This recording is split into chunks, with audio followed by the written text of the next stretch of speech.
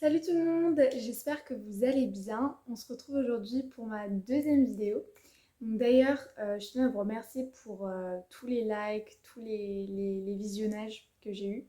Sur ma précédente vidéo, même j'ai eu droit à un petit commentaire, donc ça m'a grave fait plaisir de voir que certaines personnes portaient intérêt à ce que je disais.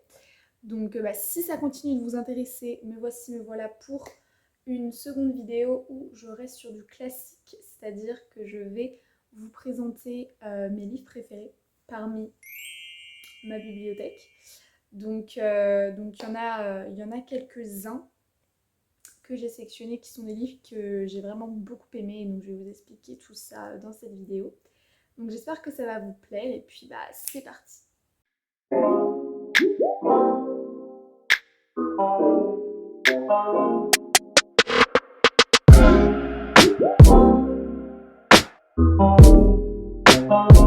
Donc tout d'abord, je ne vais pas m'éterniser sur ces deux premiers livres parce que j'en ai tout simplement parlé dans ma dernière vidéo. Donc si un résumé complet avec mon avis détaillé, tout ça vous intéresse, allez voir ma première vidéo.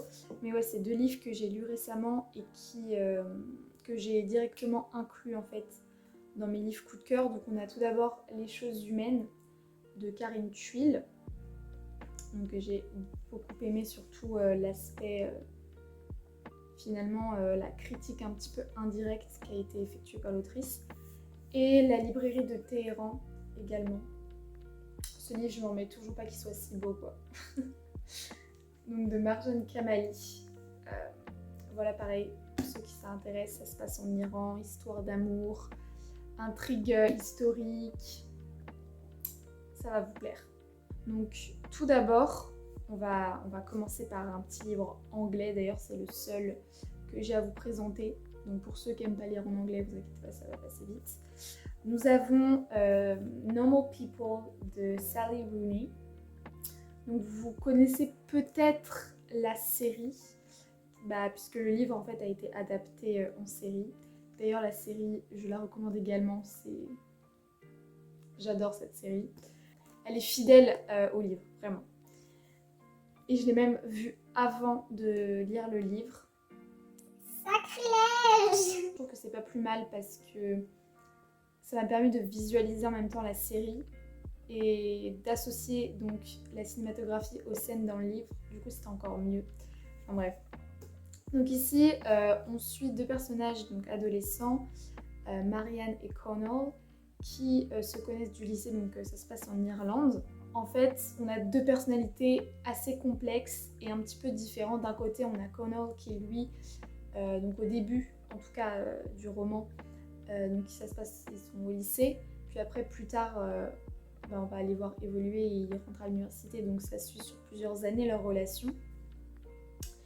Et donc au début, ouais, ils sont au lycée et ils se connaissent mais sans traîner ensemble. C'est-à-dire que Marianne, elle est très solitaire. Elle se fait à moitié harceler par le groupe d'amis de Connell qui l'embête fortement. Et puis à côté, Connell, lui, il est un petit peu passif. Il est là dans son groupe. Il est très... Ouais, voilà, il est là sans être là, on a l'impression. Et du coup, il va se passer quelque chose entre eux. C'est-à-dire que la mère de Connell travaille comme femme de ménage chez la maison de Marianne. Et en fait, vous vous doutez bien, ils vont tomber amoureux, sauf qu'au début, leur relation va rester un petit peu secrète parce que lui, en fait, il n'a pas envie de dire à ses copains qu'il sort avec Marianne, il va passer pour un loser, quoi. Sauf que petit à petit, au début, elle accepte, entre guillemets, cette relation secrète, puis à un moment, elle va comprendre que si tu m'aimes vraiment, tu vas assumer la relation, quoi. Donc au début ça commence comme ça, puis après ils se séparent, tout ça, ils vont à la même fac, destin ou pas, bon, ils vont à la même fac et puis ils vont se retrouver et puis là ils mènent deux vies un petit peu différentes, c'est-à-dire que contrairement au lycée, là c'est Connell qui est un petit peu solitaire, qui n'a pas trop d'amis, et qui elle, Marianne, en quelque sorte s'émancipe et commence à vivre sa vraie vie, et puis à côté on a d'autres intrigues, notamment par rapport au développement personnel des personnages. Donc on voit bien que c'est des personnages qui sont complexes, qui sont compliqués. Il y a vraiment une analyse à faire en fait de leur personnalité. Puis à côté, il y a aussi tout l'aspect familial, notamment la vie familiale de Marianne qui est un peu chaotique, avec une famille qu'on a envie de détriper. Mais sinon, franchement, c'est un livre super. Si vous comptez pas lire le livre, je vous recommande vraiment la série. Leur relation, elle est unique, elle est pure. Ouais, c'est tout ce que j'ai à dire sur leur relation. Elle est pure. On sent qu'en fait, ils sont faits l'un pour l'autre, mais en même temps, ils sont complexes. Mais du coup, ils se complètent et ils peuvent, en quelque sorte, il n'y a que eux-mêmes qui peuvent se comprendre. Donc voilà, ce livre était super bien et la série aussi. Ensuite, nous avons... alors lui, c'est en fait le livre qui m'a redonné le goût à la lecture, enfin qui m'a replongé dans les livres. C'est-à-dire en fait, depuis toute petite, j'aimais bien lire. Mais il y a une période début collège, tout ça, où j'ai un peu arrêté. Et puis un jour, mon père m'a dit « Angina, faut que tu lises ce livre. Demain, de Guillaume Musso. » Il m'a dit « Faut que tu le lises, tu vas adorer. » Donc il m'a fait un petit speech du résumé, tout ça. Et bah il a bien fait parce que j'ai kiffé. Je l'ai relu 2 fois. Et depuis que j'ai lu ce livre, en fait, je suis repartie dans la lecture. On ne pouvait plus m'arrêter. Donc comme vous pouvez voir d'ailleurs, j'ai pas mal de livres de Guillaume Musso. Donc d'ailleurs, je compte vous faire une vidéo sur lui, parce que j'aime bien ses livres. Donc je me suis dit que ça pourrait être sympa un petit peu de vous en parler. Enfin en tout cas les livres que j'ai lus de lui. Ils sont pas tous là parce qu'il y en a certains que j'ai pas en main propre. Mais bref, donc pour en revenir à Demain de Guillaume Musso, donc c'est le premier livre que j'ai lu de lui et pas le dernier parce que je compte tous les lire parce que celui-là m'a tellement hypé, j'ai tellement aimé. Donc on suit ici 2 personnages encore une fois. Donc d'un côté on a Emma qui vit à New York et c'est Matthew qui vit à Boston. Et donc ces 2 personnages à part entière, voilà, qui n'ont aucun lien ou quoi que ce soit. Enfin, on pense qu'ils n'ont aucun lien. Et en fait, un jour, donc en se promenant dans une brocante, Matthew va acheter un ordinateur. Voilà, il a besoin d'un ordinateur, etc. Sauf que en le faisant une mise à jour, tout ça, enfin en le découvrant quoi, il voit qu'il y a des photos qui n'ont pas été supprimées, qui appartiennent à une soi-disant Emma. Donc cet autre personnage, donc ils vont se contacter, enfin il va la contacter du coup pour savoir ce qu'il doit faire de ses photos, s'il doit lui rendre, s'il doit les supprimer, tout ça, sauf que elle lui dit que c'est pas elle. Enfin, il me semble que c'est ça, si je dis pas de bêtises. Ils vont continuer à dialoguer, ils vont un petit peu faire des recherches chacun de leur côté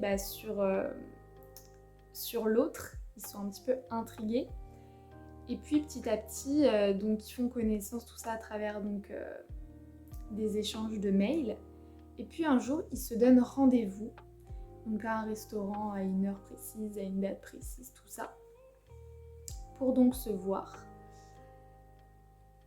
Sauf que, et c'est là toute l'intrigue du livre finalement, c'est qu'ils vont tous les deux se rendre au rendez-vous, exactement à la même heure, au même endroit, tout ça, le même jour, mais ils ne vont jamais se croiser. Et donc là, c'est quiproquo dans leur tête, c'est-à-dire qu'ils s'envoient des messages. Je n'étais pas venue, je comprends pas, non, c'est toi qui n'es pas venue, c'est toi qui m'as posé un lapin, comment t'oses retourner la situation? Ils vont vite découvrir qu'il y a une faille temporelle. En fait, ils s'écrivent à 1 an de décalage. C'est-à-dire que Matthew est dans le présent et Emma est dans le passé. Donc, c'est hyper... Déjà, l'intrigue est super, je trouve. Donc, par rapport déjà à toute cette intrigue de un petit peu la faille temporelle, ils vivent pas en fait dans la même temporalité. J'ai trouvé ça hyper bien fait. Ça donne vraiment du suspense, t'as envie de savoir ce qui va se passer. Et puis à côté, il y a aussi l'intrigue de la mort de la femme de Matthew, du coup, Kate. Et en fait, c'est lié. C'est lié à... ça va être lié en tout cas à cette histoire. Et on va voir que finalement ce jeu de la temporalité va avoir un impact dans sa mort. J'en dis pas plus, ce livre est super, l'intrigue est super bien ficelée, c'est pas prise de tête. Et si vous voulez lire un livre en 2-3 jours, en étant happé par l'histoire, en ayant envie de le terminer vite, je conseille Demain. Et puis même les Musso en général, il sait bien faire ça. Ensuite, 2 petits livres du même auteur, mais qui ont été 2 coups de cœur. Donc là, on est un peu plus sur du classique. Nous avons Stefan Zweig. D'ailleurs, j'aime trop les couvertures. Donc j'ai lu 3 livres de Stefan Zweig. J'ai lu donc le premier, c'était Le joueur d'échecs, le plus connu. Ensuite, au CDI de mon lycée, j'avais emprunté 24 heures dans la vie d'une femme, que j'avais bien aimé, mais c'était pas un coup de cœur. Et puis, le dernier que j'ai lu de lui, c'est Lettre d'une inconnue. Une pépite, une pépite. Donc on va commencer par le premier que j'ai lu, donc Le joueur d'échecs, qui justement j'étais assez étonnée d'avoir vraiment bien aimé. Je l'ai lu d'une traite. Bon après j'ai envie de vous dire, il est pas très long. Il fait moins de 100 pages, donc ça se lit très vite. Mais en fait c'est plus du côté du style d'écriture que j'ai aimé en fait. Stefan Zweig, il a une plume magnifique. C'est-à-dire qu'ici on suit une histoire en soi qui, moi, n'avait rien pour me plaire. C'est-à-dire que on suit un homme sur un paquebot qui va jouer face au soi-disant champion du monde, donc de joueurs d'échecs. Et voilà, on suit en fait cette histoire. Donc en soi, je porte pas un intérêt particulier aux échecs, mais c'est la manière dont c'est écrit, c'est happant. Tu défiles les pages sans t'en rendre compte. Et puis finalement, t'es pris dedans et la plume est vraiment super belle. Donc si vous cherchez une lecture pas trop prise de tête, qui est bien écrite, même si ça vous tente pas trop les échecs, franchement, je recommande Stefan Zweig. Il y a également aussi une critique un petit peu qui est faite, sur tout l'aspect, on va dire, moral des personnages. Donc on a le champion du monde qui est assez arrogant, égocentrique, tout ça. Et puis d'un côté, on a un personnage plutôt silencieux qui reste modeste. Et puis finalement, on voit bien qui l'emporte. Donc c'était super, super bien. Donc voilà, mais vraiment mon coup de cœur ultime, c'est quand même Lettre d'une inconnue. Puisque là, contrairement aux échecs, là ça parle d'une romance, finalement d'une romance à sens unique, puisqu'ici, donc comme l'indique le titre, Lettre d'une inconnue, c'est une femme qui va envoyer une lettre à un homme qu'elle a aimé toute sa vie, mais qui lui finalement n'a jamais vraiment remarqué, et ils n'ont jamais eu de relation à proprement dite. Et comme vous pouvez le voir, j'ai mis des post-it. Donc souvent quand je mets des post-it, c'est que j'ai des trucs intéressants à en tirer ou qu'il y a des citations que j'aime bien.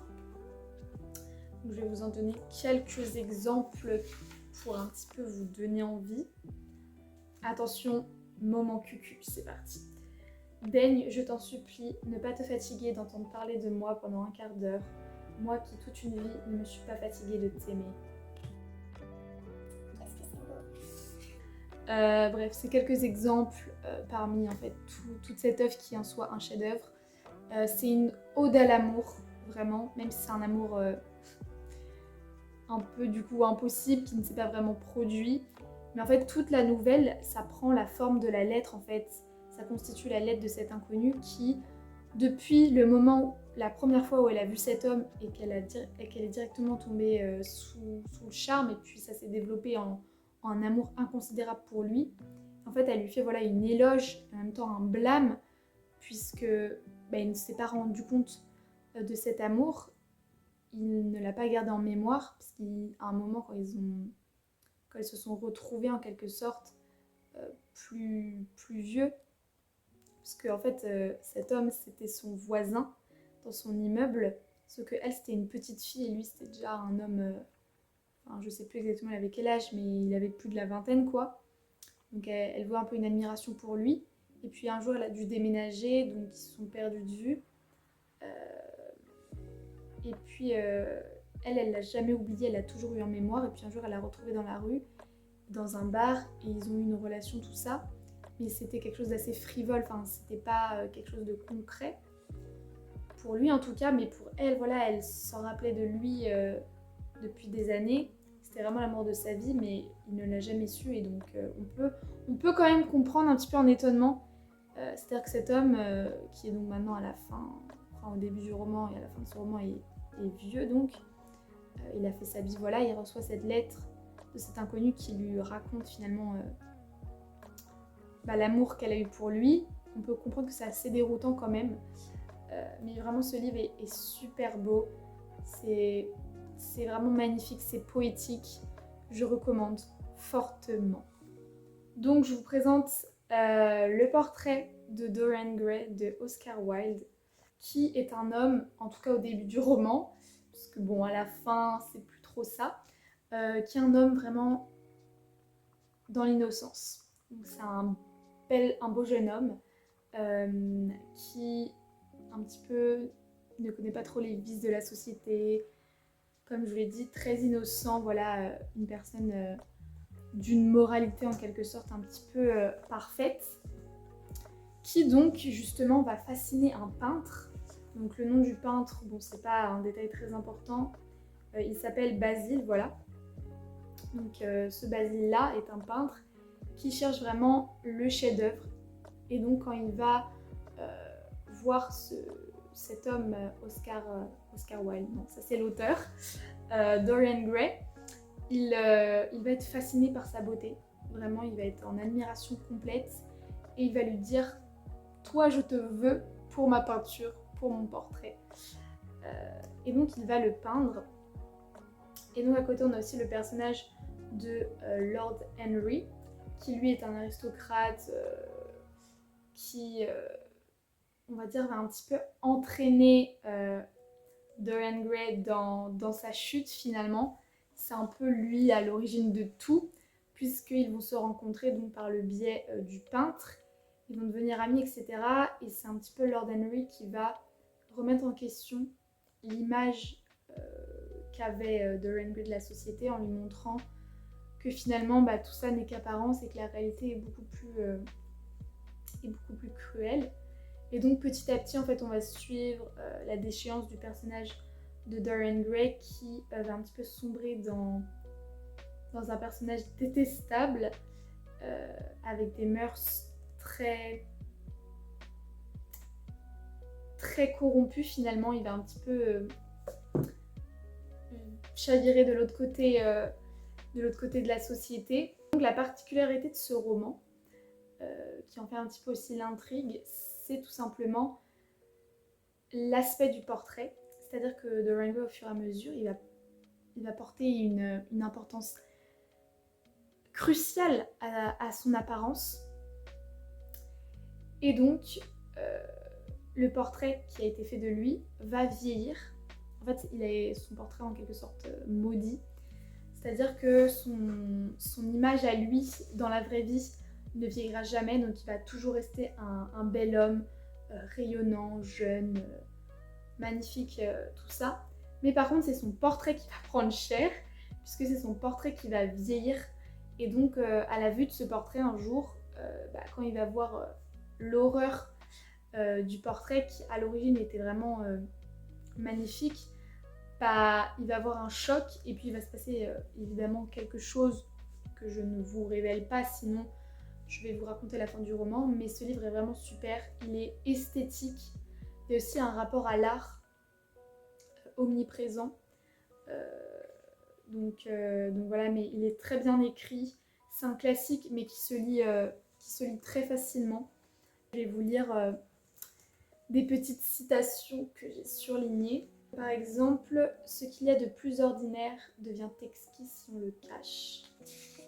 Tout portrait peint avec sincérité est le portrait de l'artiste et non du modèle. Le modèle n'est que l'accident, l'occasion. Ce n'est pas lui qui est révélé par le peintre, c'est plutôt le peintre qui, sur la toile peinte, se révèle lui-même. Si je ne veux pas exposer ce portrait, c'est que je crains d'y avoir montré le secret de ma propre âme. Ça, je trouvais hyper intéressant. Donc, c'est Basile, là, le peintre, qui parle par rapport donc au portrait de Dorian Gray, puisqu'en fait, il s'est tellement investi dans sa peinture qu'il finalement, il a l'impression de ne pas avoir peint Dorian Gray, mais finalement lui-même. Je ne te dirai pas que je ne suis pas satisfait de ce que j'ai tiré de lui, ni que sa beauté est telle que l'art ne peut pas l'exprimer. À nouveau, on comprend bien en fait ici que Dorian Gray est un beau gosse, clairement. En tout cas, si vous êtes quelqu'un d'une âme un petit peu artiste, je pense que ça peut vous intéresser. Donc voilà pour ce livre. Ensuite, on revient un petit peu du contemporain. Nous avons ici la scène des souvenirs de Kate Morton. Donc ici, nous suivons, on se base sur 2 temporalités.